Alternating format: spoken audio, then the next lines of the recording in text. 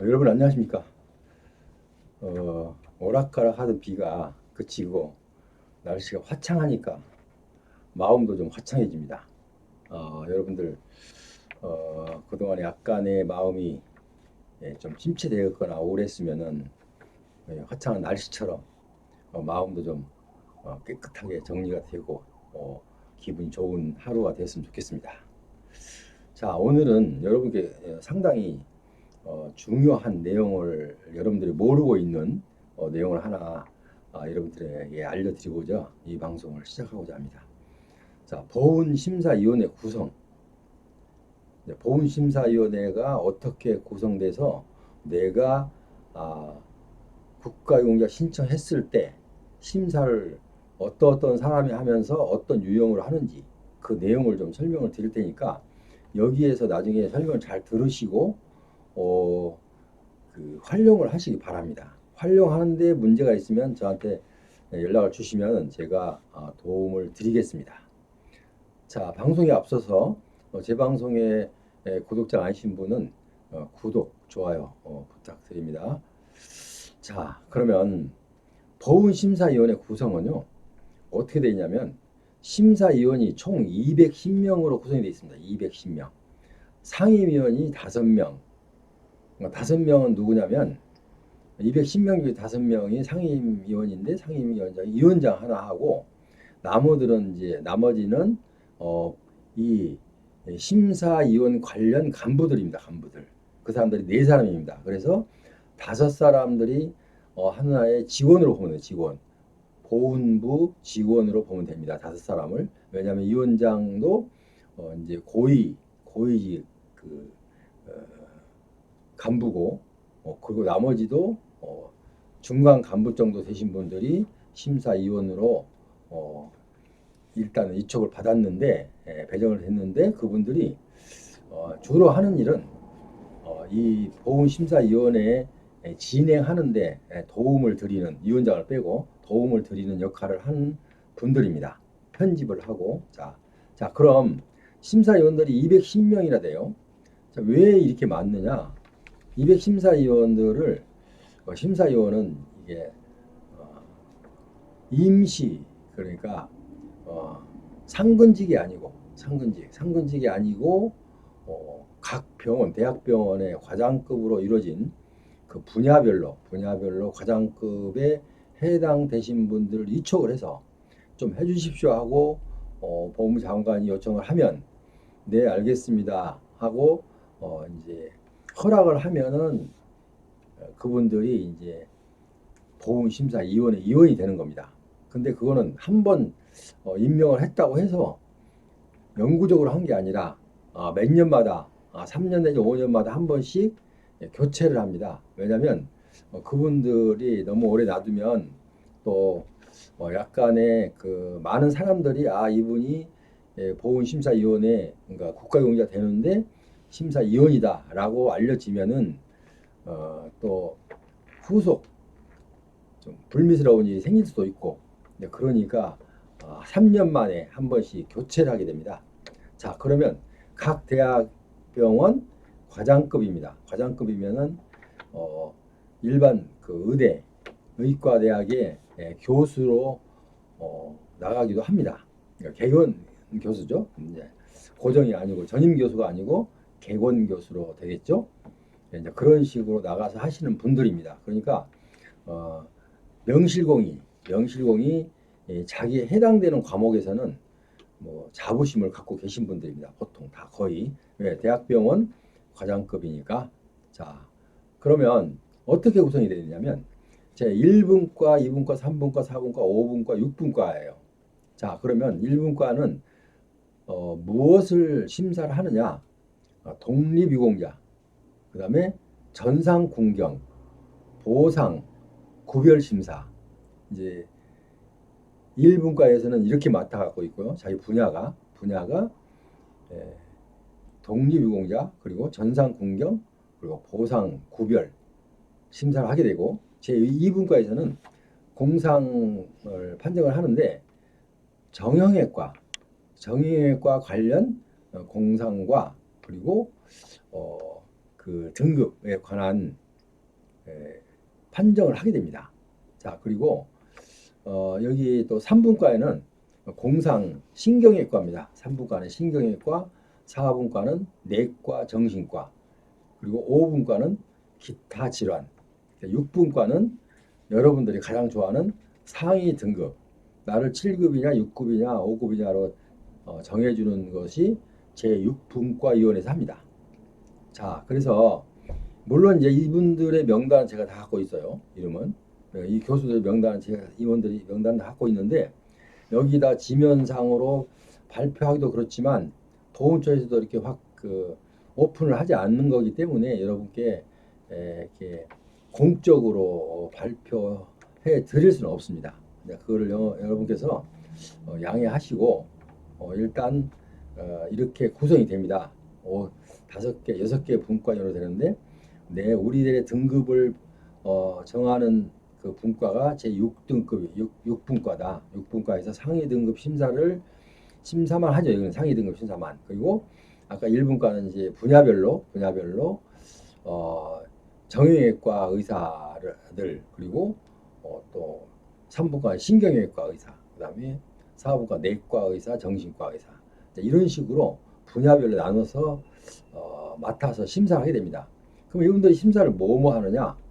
내가 처음으로 군 생활을 했는데, 군 생활을 하다가 몸을 다쳐서 군 병원에 입원해 있다가 의병 제대를 했어요.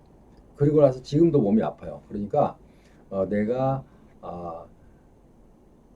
군 생활 중에 상의를 입었기 때문에 나 공상을 인정해줘라 라고 신청하는 것이 제 1차 심사죠. 공상이 되지 않으면은 상위 등급 심사를 할 수가 없습니다. 언제가 비근한 예를 들었지만, 옛날에 어르신들 다 아시지만 예비고사와 대학 가려면 예비고사와 본고사가 있었죠. 그 예비고사를 통과하지 못하면 본고사 시험 보지 못하잖아요. 그러니까 이건 좀 오래된 얘기죠. 자, 그래서 공상을 통과를 돼야 상위 등급 심사를 받을 수가 있어요. 그런데 공상 통과를 못하면 상위 등급 자체를 받을 수가 없죠. 자, 그래서 일단은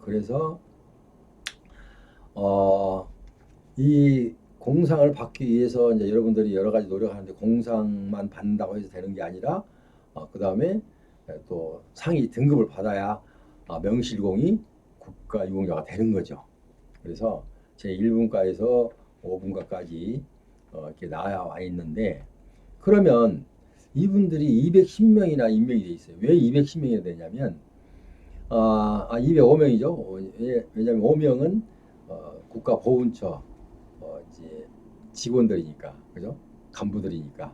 그러니까 이제 205명인데, 205명이 왜 필요하냐?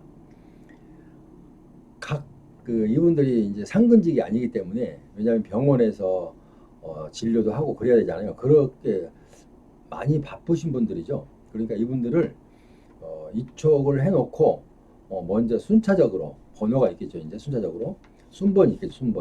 순번대로 전화해서 교수님, 이번에 이러이러한 심사가 있는데 좀 참여해 주시겠습니까? 라고 하면, 죄송합니다. 이번에 내가 중요한 수술이 있어서 오늘 이번에는 심사를 참석할 수가 없습니다.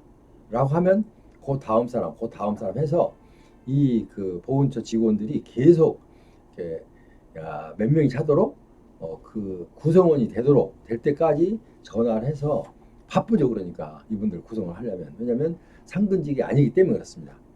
자, 그리고 그래서 어떤 분들이, 내가 예를 들어서 어떤 분들은 그래요. 내가 서울대학병원에 예를 들어서 뭐 정형외과 의사를 알고 있는데, 그분이 만약에 심사위원이다. 근데 그분을 내가 알고 있다고 해서 그분한테 크게 도움을 받을 수는 없어요. 왜냐하면 자기 혼자 하는 게 아니라 한 10명 정도가 구성원이 잤을 때, 그러니까 의사들이, 똑같은 정형외과 의사들이 10명이 참석을 합니다. 각 대학별로 간지에 소속 대학이 다르겠죠. 같을 수도 있겠지만, 그래서 그분들이 10명에서 자기 독특한 고유의 지식을 갖고 지식으로 등급 판정을 하게 됩니다.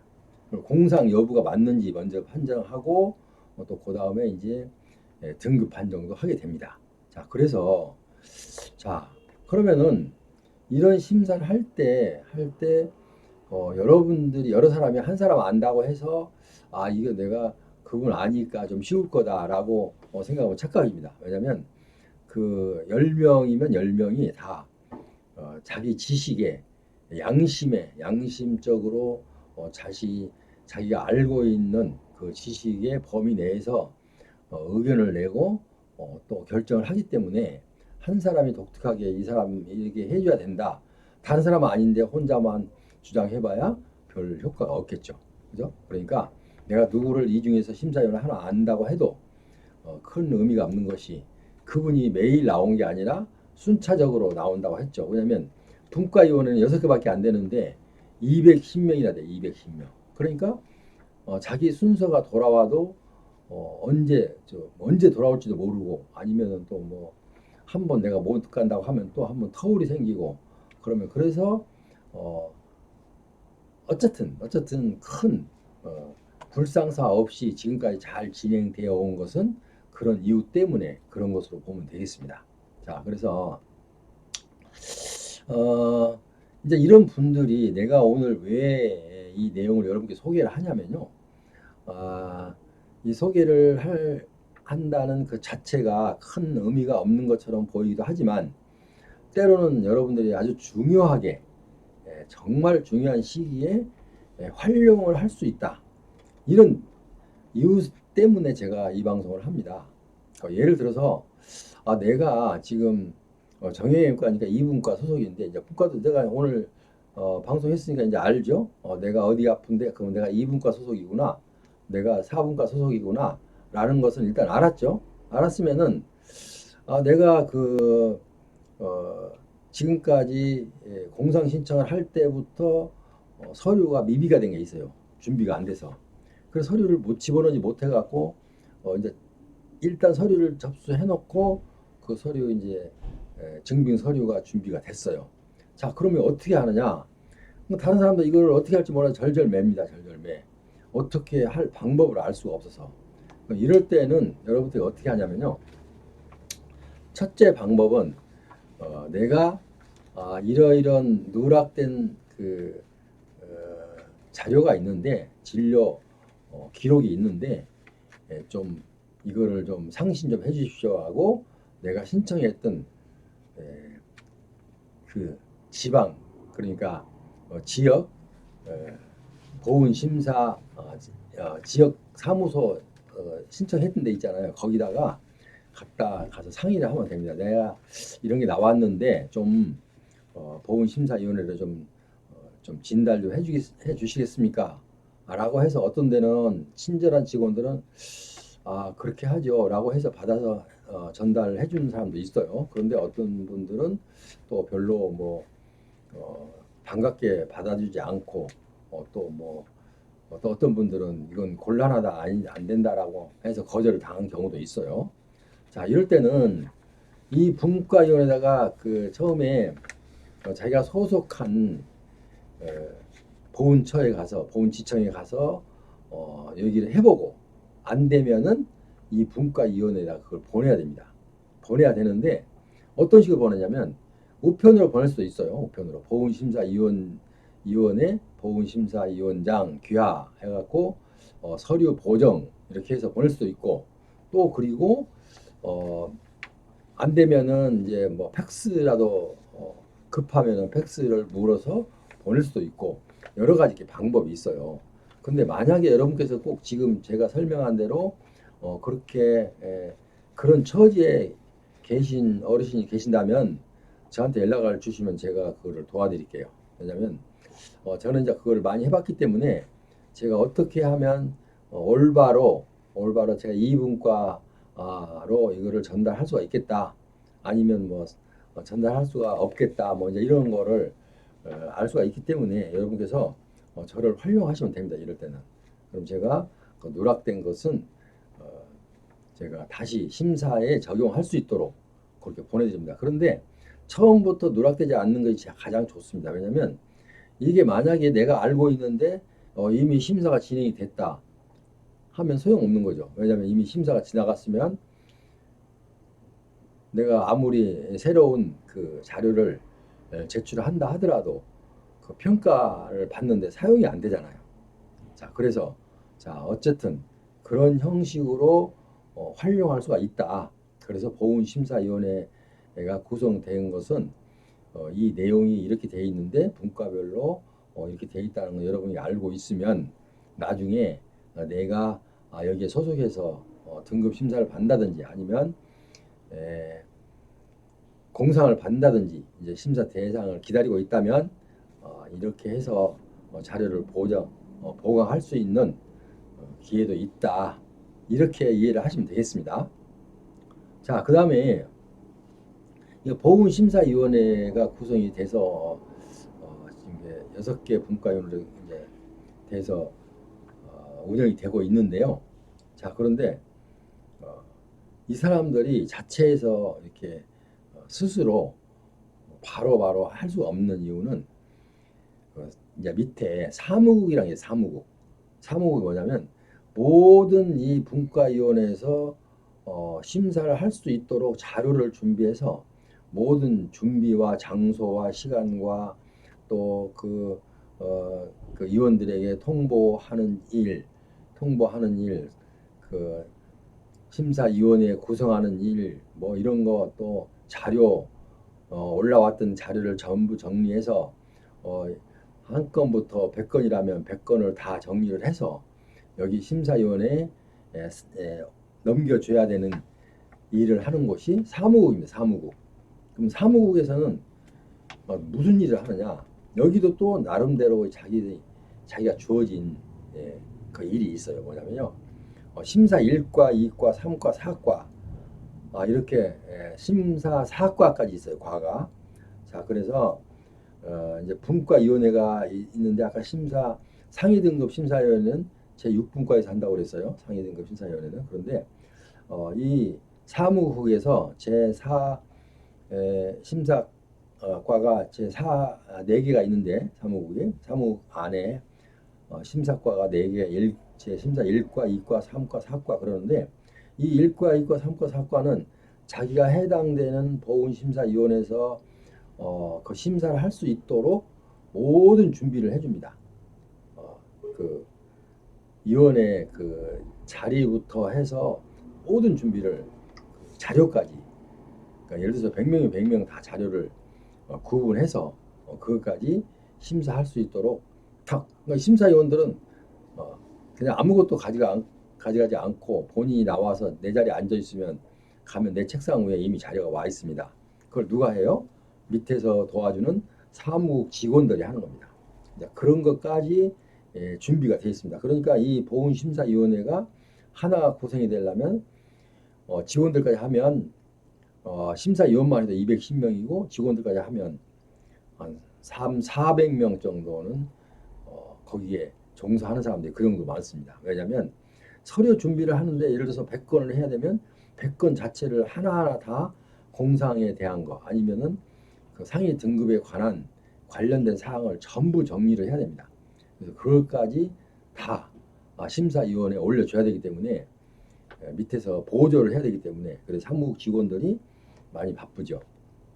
그래서 이렇게 구성이 돼서 여러분들이 국가용자가 되기도 하고 안 되기도 합니다. 이런 절차를 거쳐서. 그래서 이 보훈심사위원회가 있다는 것은 제가 알려드린 이유가 아까 처음에 서두에 말씀드렸듯이 내가 꼭 넣고 싶은 서류가 누락되었다거나 아니면 추가로 더 넓게 발생이 되었다면 이렇게 알고 있으면은 발만 동동 구리지 말고 내가 지금 어디까지 갔는지 내 사건이 어디까지 심사가 이루어지고 있는지 아무것도 모르지만 이제 이 보훈심사위원회 구성이 되었다는 내용을 알고 계셨으니까 내가 이거 빠뜨린 사람들은 이런 루트를 통해서 빨리 심사가 끝나지 않았으면 다시 추가로 넣을 수가 있겠구나 이런 내용도 있고 해서 여러분께서 활용하시라고 제가 오늘 방송을 해드렸어요. 그리고 이 상위 분과위원회는 사무국 구성은요 제가 이제 밑에 다시 더보기란에 추가해 놓을 거예요. 사무국은 전화번호부터 사무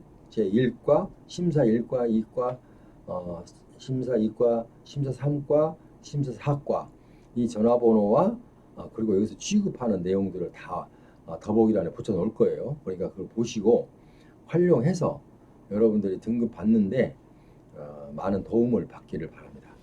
자, 그래서 보시다가 일단 그 의심이 되거나 도저히 이해가 안 된다라고 하면 저한테 전화 주시면 제가 친절하게 답변해 드리겠습니다. 지금까지 함께 하신 여러분 감사합니다. 다음 시간에 또 좋은 여러분께 보탬이 되는 도움이 되는 자료를 들고 여러분을 찾아뵙겠습니다. 안녕히 계십시오.